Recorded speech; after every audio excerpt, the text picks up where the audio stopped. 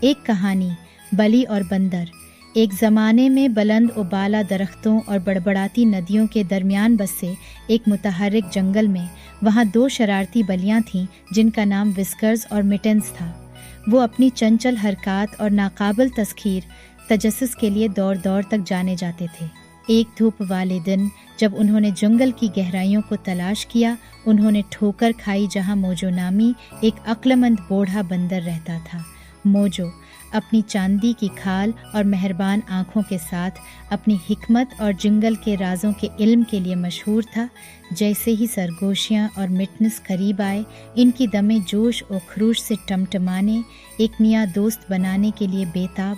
موجو ایک مضبوط شاخ پر بیٹھا، ایک جان بوجھ کر مسکراہٹ کے ساتھ دونوں بلیوں کو دیکھا۔ ہیلو جوانوں، موجو نے انہیں سلام کیا۔ تمہیں میرے عاجزانہ ٹھکانے میں کیا لاتا ہے؟ سرگوشیاں جو دونوں میں سے زیادہ بولر تھیں بولیں، ہم نے سنا ہے تم جنگل کی سب سے ذہین مخلوق ہو، اور ہم یہ دیکھنا چاہتے تھے کہ کیا آپ ہمیں کچھ تفریحی سکھا سکتے ہیں۔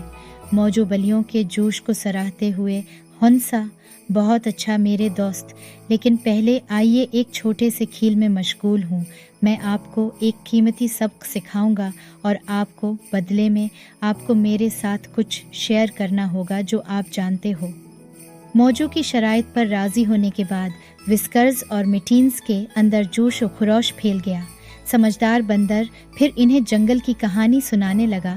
باہمی ربط اپنے باشندوں کے درمیان تعاون اور اتحاد کی اہمیت پر زور دیتا ہے۔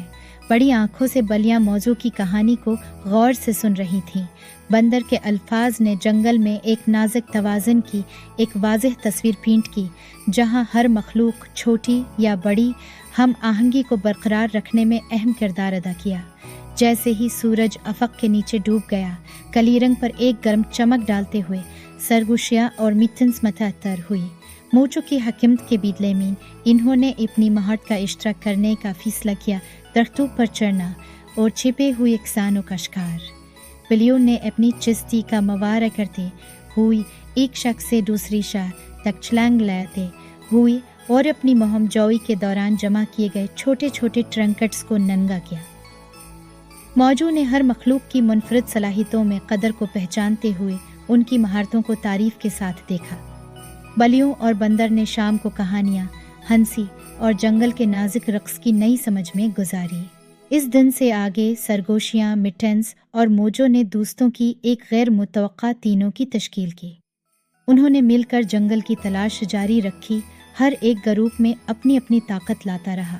سرگوشیوں اور مٹنوں نے موجو سے حکمت کے قیمتی سبق سیکھے، جبکہ بلیوں نے بدلے میں اپنی چنچل توانائی سے جنگل کو متاثر کیا، اور یوں سرسبز و شاداب جنگل کے دل میں ایک پائیدار دوستی کھل گئی، جس نے اپنے باشندوں کے تنوع اور علم اور خوشی کو بانٹنے کی خوبصورتی کا جشن منایا۔ اگر آپ نے اس جادوئی کہانی سے لطف اندوز ہوا ہے تو مزید دل فریب کہانیوں کے لیے ہمارے چینل کو سبسکرائب کریں، جو آپ کو تصور سے باہر کی دنیا تک لے جائیں گی۔